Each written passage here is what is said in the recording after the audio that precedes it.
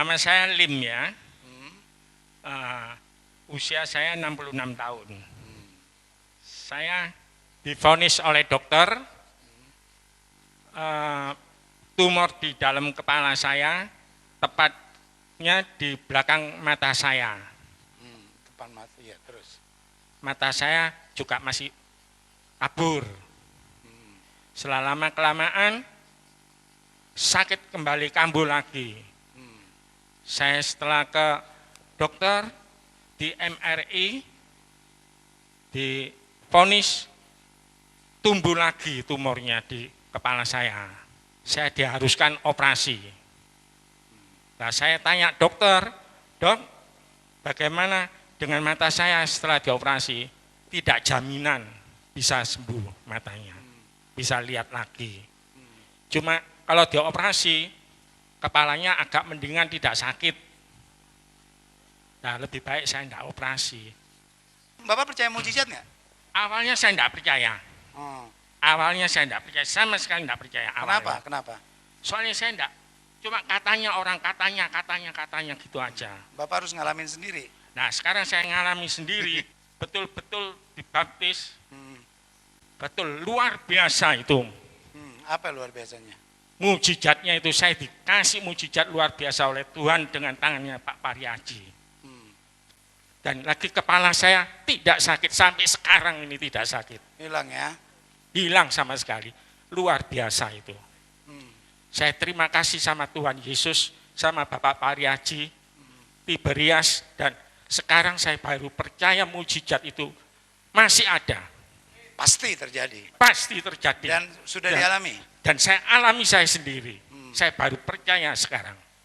Saya divonis disuruh operasi lagi. Tapi saya tanya dokter, dok, kalau dioperasi mata saya bisa lihat? Tidak jaminan. Tidak jaminan untuk apa saya dioperasi, lebih baik saya tidak. Dibaptis tanggal 10 kemarin lusa itu oleh Bapak Pariaji. Ya. Dalam keadaan nggak bisa apa-apa? Nggak bisa apa-apa. Wong saya turun di kolam itu, saya sampai muter-muter dipegang sama ada salah satu pendeta itu. Sini Pak jalannya. Saya sampai dipegang sama dia. Nah, di depannya Pak Pariaji saya bilang, Pak Pariaji, saya minta tolong didoain. Kepala saya ini kena tumor, Pak, sakit sekali. Dan mata saya itu enggak kelihatan, gelap kanan kiri itu. Pak Pariaji bilang, tidak ada tumor sudah diangkat dan dihancurkan. Matanya sudah bisa melek, sudah terang. Dia bilang gitu Pak Pariaji. Terus saya dikasih minyak urapan, disuruh minum. Saya minum. Langsung saya tidur. Tidur jam 10 malam saya melek gini. Langsung bisa lihat. Tangan saya lihat gini, bisa tahu. Saya lihat kaca ini, kelihatan mata saya putihnya itu kelihatan. Biasanya enggak kelihatan, cuma kelihatan bayangan gini aja. Iya. Setelah dibaptis, luar biasa Pak, mujizatnya itu Pak. Betul-betul luar biasa itu. Baru saya percaya sampai saat ini. Baru percaya. Yang sakit pasti sembuh. Ya, terima kasih. Semua berkat semua dari Tuhan, juga lewat tangan Pak Pariaji telah menyembuhkan suami saya. Saya juga ikut gembira karena saya susah juga kalau jalan kemana-mana nonton. Kalau dia tak tonton, dosa, gandeng, malu gitu. Tapi enggak tak gandeng mau jatuh terus sih. Lah itu kan kemarin, lah pergi selalu sendiri jatuh terus sih. Lah saya tak marahin lah, gitu kamu kayak ya, oh saya bilang gitu. Iya malu kalau ke mall tak gandeng. Gak usah gandeng, malu aku, jare gitu. Ya, tepuk tangan Tuhan Yesus ya. Tuhan Yesus yang mengajar, bahkan langit bumi akan lenyap. Tapi Tuhan mengatakan firman-Nya tidak pernah lenyap. Maka artinya apa? Suatu hari kalau dunia kiamat dihancurkan, maka saya dapat berkata kepada Anda, maka itulah kalau saya di sini untuk menyerukan agar Anda hidup suci, hidup baik, cari surga. Karena apa? Karena kalau kita enggak suci ya, bagaimana berani ke surga? Maka setelah saya punya keluarga, bentuk keluarga berdasarkan firman Tuhan, saya bersama istri, bersama anak-anak, setelah ngerti firman Tuhan, membuat statement. keluarga kami. Maka firman Tuhan katakan bahwa kalau keluarga itu harus kudus. Suami menyayangi istri seperti cincin. Dikatakan Yesus berkata bahwa seorang suami harus suci, yaitu mengasihi istrinya. Demikian juga seorang istri. Maka istilah Yesus menjaga kasih mula-mula seperti cincin. Maka di Nazaret ada suatu gambar gede, Yusuf Maria, di mana yaitu cukur cincin yang bagi seorang rapi. Digambarkan apa? Bahwa kita ini harus hidup suci. Baik, kita baca hidup suci, yaitu Matius 5, 6-8. Berbahagialah orang yang lapar dan haus akan kebenaran, karena mereka akan dipuaskan. Berbahagialah orang yang murah hatinya, karena mereka akan beroleh kemurahan. Berbahagialah orang yang suci hatinya, karena mereka akan melihat Allah. Demikian. Untuk mencari kerajaan surga artinya betapa kita harus hidup benar. Hidup benar apa? Enggak dosa, enggak nipu, enggak curi. Kita harus hidup benar. Maka kalau orang mengatakan benar, Yesus ngajar apa? Orang yang hidup benar punya tanda, yaitu punya istilah, yaitu murah hati. Maka ciri murah hati termasuk dalam keluargamu apa? Termasuk yang utama bapak ngasih ibu juga anak-anak, yaitu murah hati itu apa? Yaitu saling korban di rumah tanggamu. Maka berbagilah murah hatinya, akan dapat kemurahan. Maka kalau keluargamu bahagia, saling ampuni kasih, maka Anda, yaitu keluargamu itu Yesus mengatakan seperti cincin, yaitu yang tidak bisa kata terputuskan. Maka Yesus mengatakan ketika berbagilah orang suci hatinya, suci hatinya. Jadi kita ini di dunia, maaf kita berjuang hidup suci, karena apa? Kalau nggak hidup suci, ya nggak bisa ke surga. Maka itulah saya katakan bahwa saya punya pelajaran, yaitu setelah baca Alkitab, supaya nyeruken, suci pikiranmu, jangan punya pikiran kotor. Suci mulutmu, artinya apa? Mulut kita jangan dusta, jangan nipu, fitnah. Anda tahu kadang-kadang orang bisa nipu, fitnah. Kemudian apa? Yaitu bahwa Anda suci segala perbuatan. Maka lebih-lebih yang pertama di rumah tangga, yaitu apa? Harus betul suci keluargamu. Maka Yesus berkata, seorang suami lupa istri, dosa besar. Lagi, Yesus ngajar di kitab Efesus, kitab Wahyu, kalau orang suami lupa istri, dosanya besar. Nggak ada roh ilahi. Artinya cuma debu tanah. Seperti Adam waktu dosa, debu tanah. Demikian juga seorang istri setia sama suami. Saling ngampuni, saling ngasih, hidup yang benar. Maka raih bahwa kita berjuang untuk ke surga. Kenapa di bumi paling 100 tahun. Alam roh, di alam roh. Nanti minggu depan saya ajarkan alam roh. Di mana alam roh pasukan setan rekam orang dosa. Tapi kalau Anda dalam Tuhan, maka dijemput oleh kasih. Maka itulah saya sampaikan, mari kita hidup yang suci.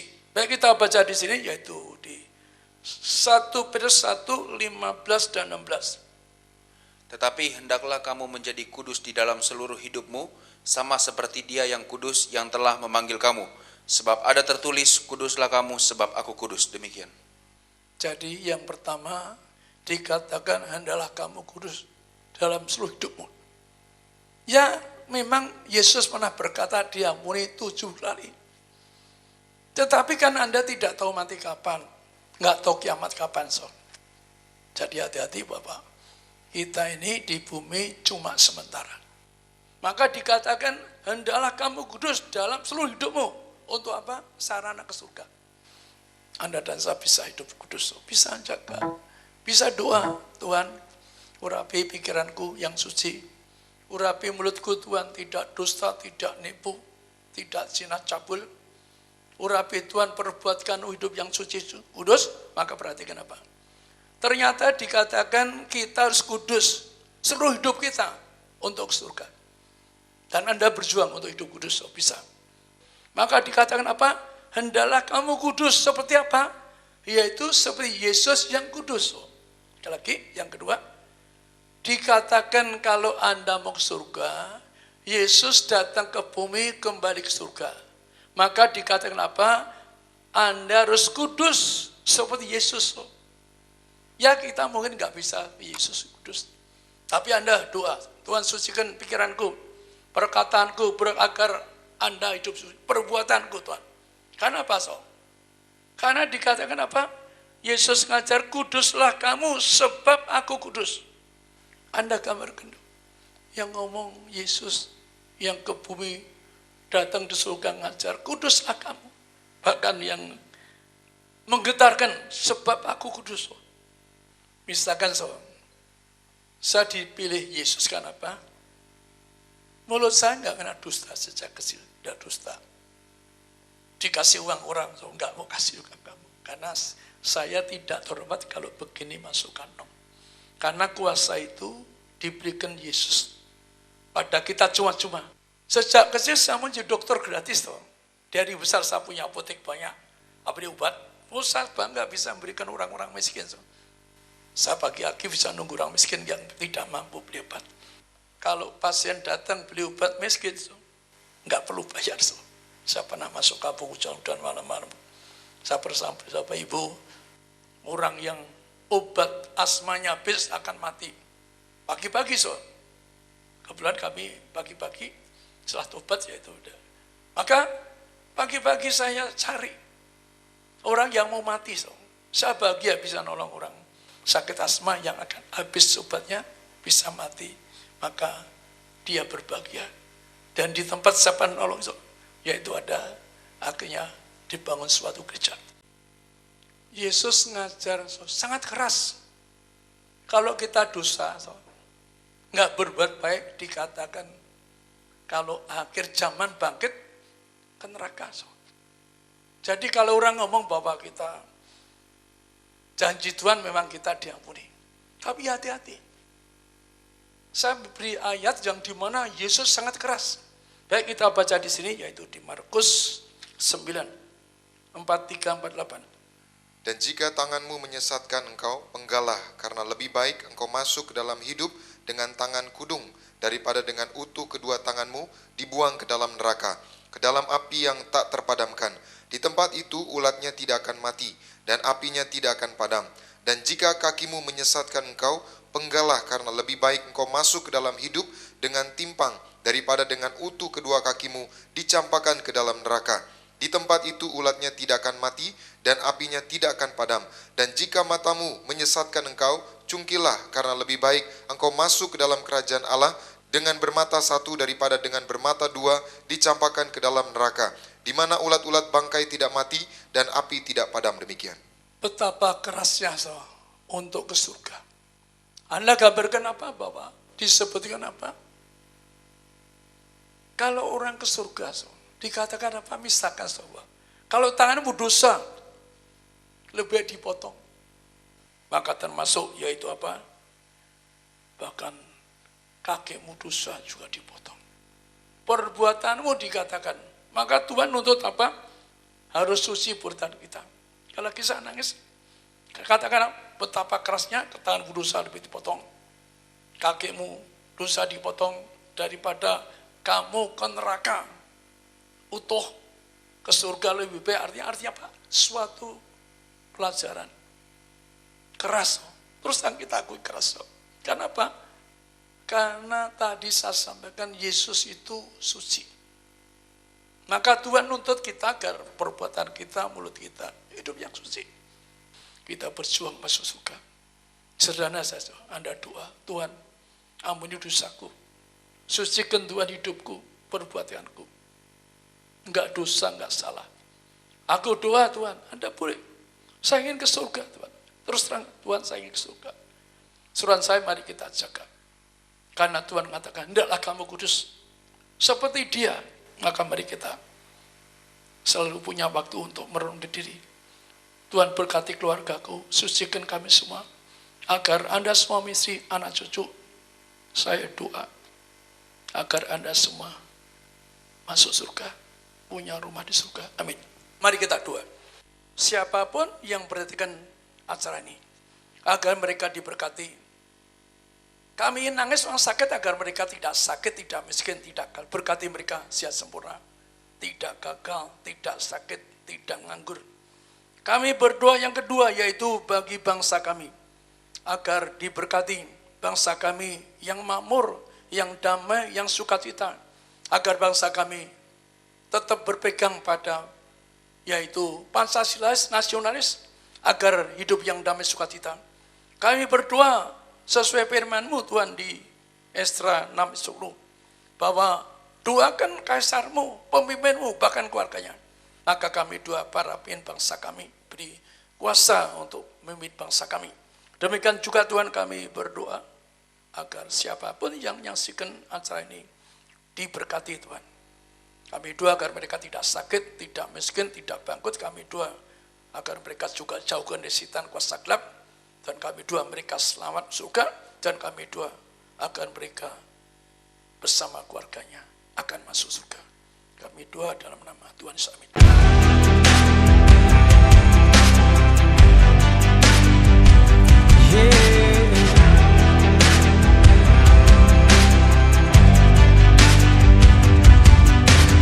Yesus, Kau telah mati bagiku, hapus dosaku. Yesus, Kau telah bangkit dari maut, di kemenangan. Tubuhmu dan darahmu tercurah bagi kami, menyucikan, menyembuhkan, sempurnakan hidup kami.